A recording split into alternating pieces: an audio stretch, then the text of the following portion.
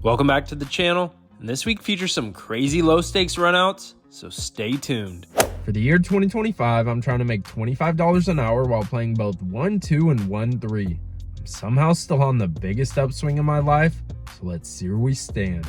In my last 13 live poker sessions of playing both 1-2 and 1-3, I've only had one loss and profited $5,674, which feels surreal to me. The deck is hitting us hard, and I'm playing some of the best poker of my life, which I hope to continue. So if we go over our stats, here's where my 1-2 numbers sit for the year. I've played a total of 73 hours and 5 minutes in this game and profited $2,159 for an hourly win rate of $29.54, which is right around where I want to be. As for 1-3, these numbers are a little more off the rails. I've played a total of 69 hours and 10 minutes in this game and profited $5,244 for an insane hourly win rate of $75.82. If we combine these numbers, I've played a total of 142 hours and 15 minutes of live poker and profited $7,403 for an hourly win rate of $52.04, which is over double our goal. Super fired up where these numbers sit, so let's try to keep it rolling by heading out to the nicest card room in Northern California, which is none other than Stone's Gambling Hall. We buy into the 1-3 match stack game for $500, which is the max to start, and get right in on the action. For this hand, we're six-handed, under the gun limps, button limps, and I'm in the small blind and look down at pocket nines. I'm 99% certain I have the best hand given the action, so when that's the case, the price to play goes up. I make it $20 to go and just get called by the button. Off to a flop heads up of Jack 10-6 with two clubs giving us third pair. Could check, but I would hate to give him rope to start a bluff, and I'm still ahead of a good amount of holdings, so I decided to throw out a standard half pot bet of $20. He calls pretty quickly, so unless he has a 6 or a smaller pair, probably not in the best of shape until the turn rolls out the 9 of spades, giving us a very sneaky set. If our opponent has a jack or 10, they most likely have a straight draw to go along with it. If they have a flush draw, they probably want to see a river, so I decide to overbet the pot and throw out $90 in chips. We waste no time before calling again, increasing this pot to $260. We're off to a river, which rolls out the 10 of hearts, giving us a full house. Flush draw bricks out, so if he had clubs, he's not calling any size bet, so the goal with my sizing is to target any jack or a hand like queen 10 or king 10 that river trips. So I settle on a bet of $155, and it sends our opponent deep in the tank. At this point, I'm hoping for a call because I'm obviously confident we have the best hand. But after over a minute of tanking, he eventually folds and we scoop in our first pot of the day. In our second hand of the day, the hijack just limps, and I'm next to act and look down at the top of two random cards because I pulled a rookie mistake and didn't show the camera my hand. What are you? An idiot sandwich. So you guys are just going to have to take my word that I have the beautiful ace-8 of spades. I make it $15 to go, and get called by both the button and hijack. With $45 in the pot, the flop comes out 10-4-3 with two spades, giving us the nut flush draw. I start off with a c-bet of $25 and just get called by the button. Since he didn't raise, I think we could take sets out of the equation, so he either has 6-5 for the straight draw, a worse flush draw, a 10, or ace-deuce through ace-5 and not much else. Keeping that range in mind, we're off to a turn which peels off the queen of clubs. Unless he specifically has queen 10 or queen high flush draw, there's no way this card could have helped him, so I'm going to use it as a scare card for all his smaller pairs and apply some pressure. I keep the aggression going with a bet of $55. Once again, he puts in the chips, increasing this pot to $205. Off to a river hoping for a spade, but it peels off the ace of clubs, giving us top pair, which changes things significantly. If our opponent had a missed flush draw, he's not calling any size bet. If he has a 10, it'd be impossible for him to face some heat. I also think ace 10 can be a possibility, so betting in this spot doesn't accomplish anything because I'd only get called by better. So I check, hoping he bluffs a missed flush draw, but he checks it back. I table my hand, and it's good after our opponent rolls over 10-9 offsuit. If the river wasn't an ace, I probably would have gone for gold with a massive bluff, but just glad it didn't come to that and we scoop in a decent little pot. In this next hand, I'm under the gun and look down at 40% of a royal flush and queen 10 of spades and open the action to $15. I get called by the cutoff in big blind, increasing this pot to 45.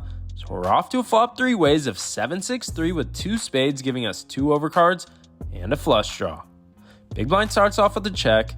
I'm not a fan of c-bet bluffing a low connected board into two people. I'd rather check so I could realize my equity and navigate turns a lot easier. So I check, and the cutoff checks it back. Still three ways to a turn, which peels off the beautiful four of spades, giving us the flush. Big blind checks once more, and now it's time to start bloating up this pot. I throw out a delayed c-bet of $30 and just get called by the big blind. This board hammers his calling range, so I think he's weighted towards a lot of two pairs, straights, and hands with the ace of spades in it and not much else. Keeping that in mind, we're off to a river, which peels off the hideous 9 of spades, putting 4 to a flush. He checks for a third time. I honestly don't think a worse hand can call a bet, so I check it back and he shows red pocket fours for a turn set. It sucks the river card killed our action because he would have called a massive bet if a spade didn't come out, but I can't complain because if the board paired, I would have been in a world of hurt. As you guys can see, we're on an early roll and looking to keep it going when we get involved in a local famous $15 bomb pot. 7 people join the party and we get dealt Jack 8 of hearts on the button. With 105 already in the middle, we're off to a flop of queen 6 deuce with 2 hearts, giving us a flush draw. Player in middle position leads out for $37. When action folds to me, I think the only move is to call and see what develops because I think a raise would be an overplay. So I call, and so does a small blind, increasing this pot to $215. Off to a turn which rolls out the 8 of spades, now giving us second pair to go along with our draw. The good news is we're now ahead of most flush draws, but I'm a little worried we're behind because middle position doesn't slow down and continues the aggression with a bet of $82. Since he's still betting into 2 people, I think at minimum he has a hand like king queen, so if I was to raise, I'd have 0 fold equity and only get called by better. So I proceed cautiously by just calling, and surprisingly the small blind also puts in the call. Since he just called and didn't raise, I think we could take 2 pairs or sets out of his range. If we think middle position most likely has a queen, then this must mean the small blind is heavily weighted towards a draw. This pot has quickly ballooned to $460. We're off to a river hoping for a heart, 8, or possibly a jack, but the river peels off the 5 of clubs, which shouldn't really change anything. But now the last thing I was expecting happens because the small blind just rips in his entire stack and goes all in for $192. This sends the player in middle position in the tank, and after over a minute of contemplating a decision, he eventually tosses his hand in the muck. So now action's on me, and I have to figure out what the hell is going on. Since the player in middle position took forever to fold, that probably confirms my read that he had a single paired queen was correct, so now I have to figure out what the small blind has. Like I mentioned earlier, I was pretty convinced he was on a draw. Now that both the front door and back door flush draws bricked out, I have to decide if he's bluffing or somehow woke up with a value hand. Personally, I think bluffing with the missed flush draw into 2 people, especially against the player in middle position who showed major strength the entire way, would be a disastrous play. However, I also don't see how this river could have improved his hand in any way, so I'm a bit confused. Usually when the line doesn't make any sense, I'll put in the money, but in the end I just couldn't see why he would bluff a misdraw in this configuration, which is why I ended up tossing my hand in the muck. When he went to throw his hand away, I offered him $10 to show since I thought it was a super interesting spot and wanted to capture it for the vlog. He happily accepted the offer and showed 5 deuces spades for the river 2 pair. It's crazy he had one of the missed flush draws we expected, but somehow got the perfect river card that gave him the winner and almost made me pay him off. Just happy we were able to sniff out a value hand and make the right fold in the end. After being up over $200 early on, we unfortunately couldn't get anything going the rest of the session and just kept winning and losing small pot after small pot. I'm not going to bore you guys with those hands, but make sure you stay for day 2 because things get even crazier. But for now, let's get to the outro. We got off to a hot start, but unfortunately just couldn't keep it going. But luckily we left here with more money than we came with. In for the original 500 and out for 507 for a massive $7 win. For day 2, we decided to play 1-3 again because the game looked good, and in our first hand of the day, the $6 button straddle is on. We see a player in early position call the $6. Small blind calls, and I'm in the big blind and look down at Jack 4 of hearts. You won't see me playing this hand too often, but assuming the button doesn't raise, I only have to call $3 more to win a pot of 24, so I'll take my chances. I toss in the $6 and the button checks his option, so we're going 4 ways to a flop of 8-4 deuce with 2 clubs and a heart, giving us middle pair and a backdoor flush draw. I doubt these guys limp in with pocket 8s or better pre-flop, so more often than not I think we have the best hand and I need to get value from any possible draws. So I lead out for $15 and just get called by a player in early position. It's possible he has us beat with an 8, but more than likely he has a flush draw, straight draw, or a worse 4 and not much else. Despite only having a small pair, I feel like we're still in the lead. With $55 in the pot, we're going heads up to a turn which rolls out the 3 of spades, making this board a lot more connected. A good amount of the straights complete with this card like 6-5 and ace-5, but we're still beating most flush draws and 5-4, so I think a bet is still in order. I settle on a sizing of $30 since I wanted to keep the hands we have beaten there, and once again he throws in the calling chips, increasing this pot to $115. Off to a river, which in my opinion rolls out the best card in the deck in the deuce of spades because it shouldn't change anything. Even though we bet both the flop and turn, there's 0 point in betting this river. The only hands he'd call with in this run out are a pair of 8s or a hand like ace 4, which both have us beat, and I want to give him rope to bluff if he bricked out his flush draw. So I check, looking to call any size bet since I doubt he'd value bet a pair of 8s or 4s, but he ends up checking it back. I roll over our half-ass hand, and it's good after our opponent tosses his in the muck. Felt like I had a pretty good grasp on the situation the entire way. My hand reading has drastically improved over the years, which helps me maneuver post-flop a lot easier. In this next hand, the $6 button straddle is on, and a player in early position just calls the $6. Next to act, and the player to my right now raises to just 15. If you've consistently watched my vlog, I always point out sizing tells. If someone basically just min raises after both a straddle and a limp, it's almost always a weak hand. So I'm next to act and look down at ace 4 of diamonds, so it's time to pounce.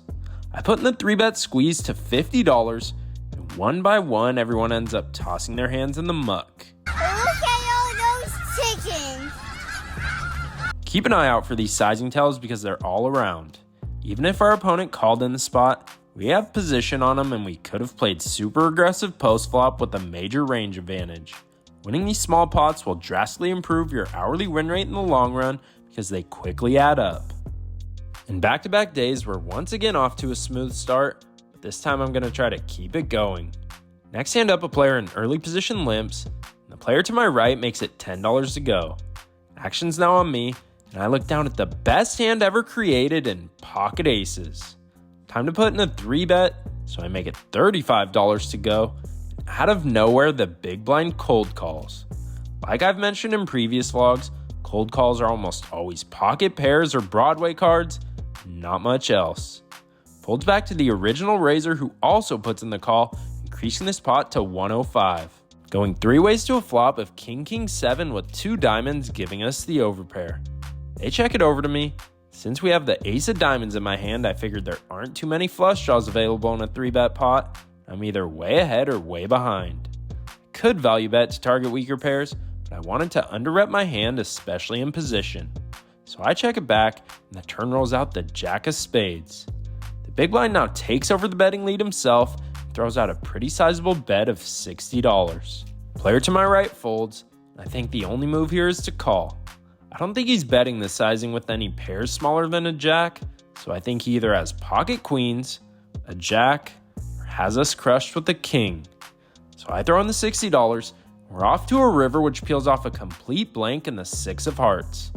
Big blind keeps the aggression going, but now throws out an even smaller bet of $55, which I love to see. Him choosing this sizing felt like he was value betting a jack or pocket queens, and I'm pretty confident I have the best hand. I debated raising for a second to get value from those combos, but the problem is I doubt he'd call a raise with those hands, and I'd only get called from better. So I just stick in the call, increasing this pot to $335, and he shows King 10 of spades for flop trips. There was never a point I was folding this hand given the pot odds.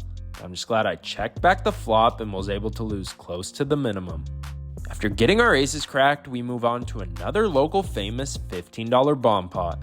Everyone at the table joined the party, which we love to see. I'm in the small blind and get dealt ace 10 offsuit, which is pretty good for a bomb pot.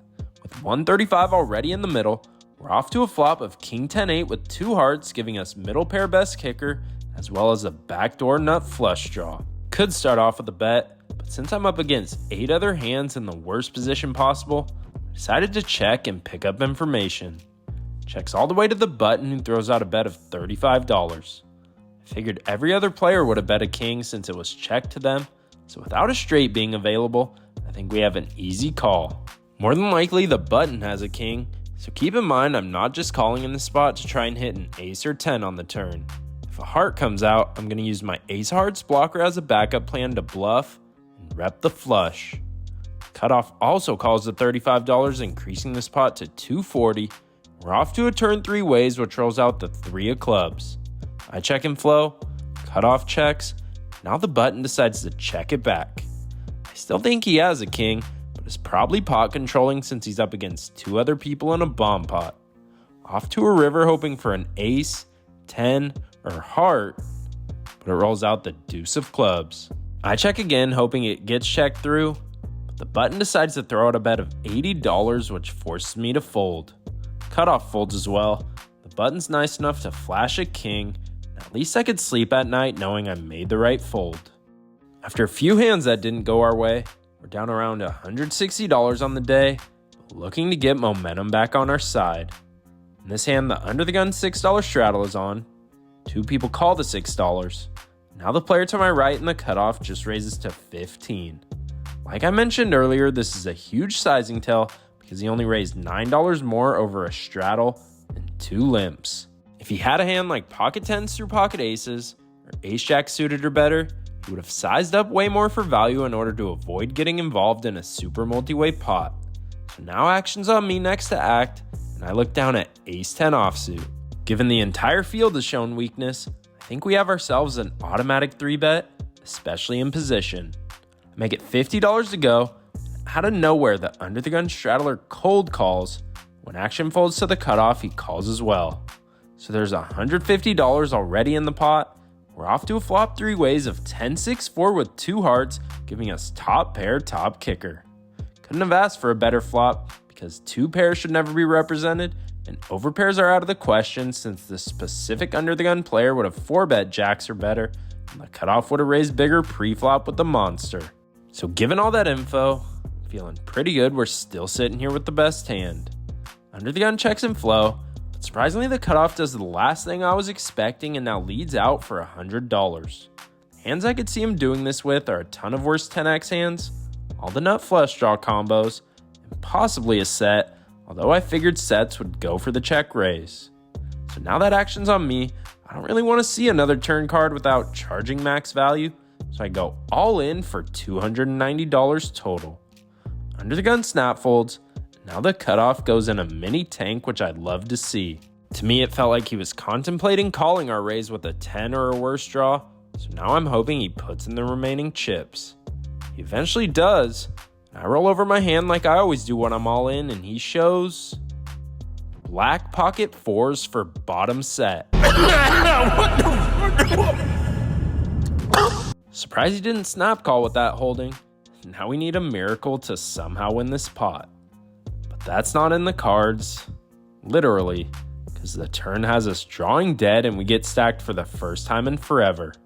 Don't really mind how I played this hand, especially with the stack sizes. We just unfortunately ran into it this time. After getting stacked, we buy in for an additional $500 in chips. We're now into the game for $1,000 total. In our first interesting hand after that mini cooler with ace 10, we get involved in another local famous $15 bomb pot. 9 people join the party, and we get dealt ace 10 again, but at least it's suited this time. With 135 in the pot, we're headed straight to a pretty good flop for our hand of Ace 9-8 Rainbow, giving us top pair solid kicker. Early position leads out for $70. Cutoff calls. When action's on me, I just fold it. Here's the deal. In a bomb pot, if someone bets over half pot on an ace high board into 8 people, and then someone else calls, unless you have ace king, a good draw, or 2 pair, it's perfectly fine to fold and just get the hell out of the way. It's super rare for a player in early position to lead out for over half pot with a worse ace than mine in a bomb pot. The fact that someone else called the $70 bet, I think I just have a super easy fold. And to prove it, let's keep the camera rolling. After I fold, everyone else gets out of the way, so the pot's sitting at $275, and the turn rolls out the deuce of hearts. Early position continues the aggression with a bet of 120, and now the cutoff goes all in. Early position snap calls, we're off to see a river which rolls out the jack of diamonds. The player in the cutoff shows 9-8 offsuit for flop bottom 2 pair, player in early position shows ace-8 offsuit for a better 2 pair. By just folding on the flop, we were able to save a good chunk of our stack, and in the end only lose $15. A few orbits went by. At this point of the day, we're getting our ass kicked and down around $675. I feel like I'm still playing decent, so I think a comeback can still be possible if the cards do their thing. For this next hand, Under the Gun opens the action to $15. 3 people call. I'm in the big blind and look down at 4-3 of spades. I only have to call $12 more to win a pot of 75 with the suited connector, which means I'm in there. I put in the extra chips. We're off to a flop 5 ways of ace 10-4 with 2 clubs giving us bottom pair. I start off with a check. The original raiser from Under the Gun checks. Surprisingly, action gets checked through. $75 still in the middle, the turn rolls out the 3 of clubs, giving us a very sneaky bottom 2 pair. The front door flush comes in, but my hand needs all the protection it could get because there aren't many cards left in the deck that I wanted to see. So I size up and throw out a bet of $55, just get called by the original raiser from Under the Gun. As the pre-flop raiser, I figured he would have bet all his aces after I checked, so now I'm mainly putting him on a hand like pocket kings, pocket queens, or king queen with a club in it, which we all have beat. The pot's now sitting at $185. We're off to a river which rolls out the worst card in the deck in the 10 of clubs, not only counterfeiting our 2 pair, but putting 4 to a flush. I now wave the white flag and check. Surprisingly, our opponent checks it back. I hesitantly roll over my hand, and he shows ace 4 of diamonds for a better 2 pair. We've never put him on that hand in a million years because he checked the flop and didn't check raise us on the turn. But all that matters is we lost another damn pot and I'm down piles. I had another $500 bullet to fire if I wanted. I felt like the cards just weren't going our way. The good news is the casino is open 24/7, 365, so there's always another day. Just decided to pack up my shit and get the hell out of Dodge before we end up bankrupt and under a bridge. For now, let's just get to the outro. After the crazy upswing I've been on, I think a session like this was inevitable. In for 1,000 and out for 255 for a massive $745 loss. As for this week in poker, we played 5 hours and 15 minutes and lost a total of $738 for an hourly win rate of negative $140.57. Easily one of the worst weeks in a long time, but it's impossible to sunrun forever. Since we didn't play any 1-2 this week, those stats stayed the same, but unfortunately our 1-3 stats took a decent little hit. We've now played 74 hours and 25 minutes of 1-3 and profited $4,506 for an hourly win rate of $60.55. If we combine all our stats, I've played a total of 147 hours and 30 minutes of live poker, profited $6,665 for an hourly win rate of $45.19. Since we haven't logged many hours overall this year, these little downswings can drastically affect our hourly win rate, so in order to avoid a potential downfall, I'm going to need to keep playing solid poker and limit my mistakes. Make sure you stay tuned for next video to see if we can do just that.